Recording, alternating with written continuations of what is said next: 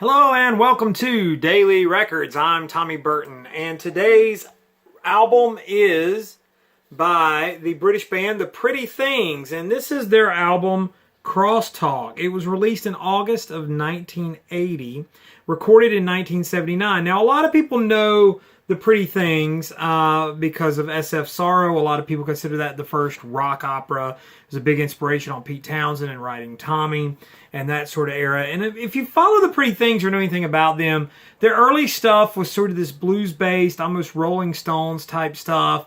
SF Sorrow gets more into the psychedelic pop sort of thing. But this is a band that, despite it did not have a lot of commercial success during its time, they managed to write and record some albums and continued all the way throughout. This is on the Warner Brothers label. And like I said, it came out in 1980. Now, the band sort of broke up by the mid-70s. This is their 9th album, Crosstalk. And they had broken up by the mid-70s, but they got back together and recorded Crosstalk. Now, this is an album that very much is of its time. It sounds like an album recorded in the late 70s and early 80s sort of sound. But it's a power pop album to me, particularly the title, the first track on the album, I'm Calling. The album features vocalist Phil May, who really is a great frontman. And so when you think about this album, maybe a good comparison would be maybe Thin Lizzy, but less metally Thin Lizzy, more of a pop Thin Lizzy. And you might get close to sort of describing the sound on this album. But the songs are really catchy. Like I said, I consider it a power pop record. There's a lot of hooks. There's like some old rock and roll type stuff, like Lost That Girl on here. Sort of like, just kind of it's not really to be taken that seriously. So they don't just give in to, no, we're doing this sincerely, but they have really good stuff. There's some good jangly type songs, like Office Love. And like I said, the song I'm Calling, which really just, it's just got a huge hook. It's a fantastic song. You crank it up and play it. But, there's a lot of, history here as well. There's sort of a 50s sound to Falling Again. And so it's a solid record. Peter Tolson plays lead guitar very ably.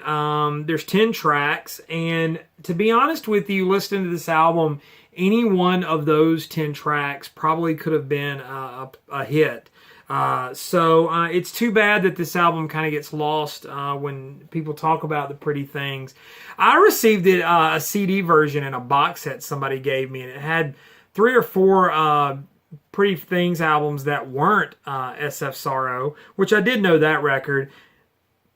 And it was an earlier album. There was like a 1970 album called Parachute. This album was in there, but they were all so different, and I just was blown away by how varied a single band could be.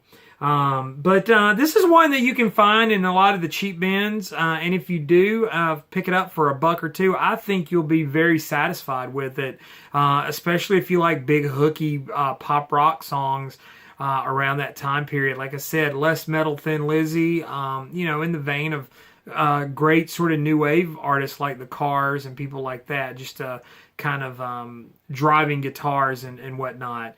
But definitely an album that is worth the $1 or $2 that you'd pay for it if you found it out there.